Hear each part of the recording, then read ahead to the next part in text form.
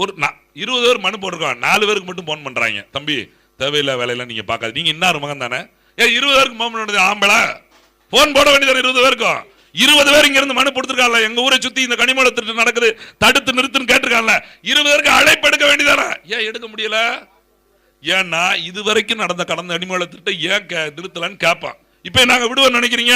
ஏதோ மைக் போட்டு பேசி நாளைக்கு வேலை போயிருவோம் தான் நினைச்சிட்டு இருப்பாங்க. பாருங்க, அடுத்த வாரம் ஹைகோர்ட்ல போய் நிப்பேன். ஹைகோர்ட்ல இதுக்கு ரிட்டு வாங்குவோம்.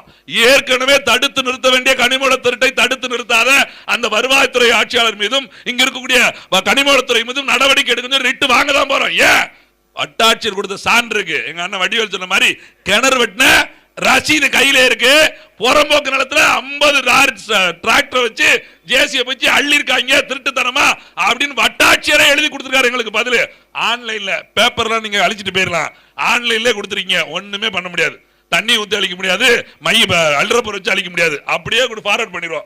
கோர்ட்ல போய் நம்ம பாத்துக்கலாம். இந்த இதே காவல்துறையுடைய துணை கண்காணிப்பாளருக்கு ஃபார்வர்ட் பண்ணு சொல்லியிருக்காரு, அவரை வந்து பதில் சொல்லட்டும்.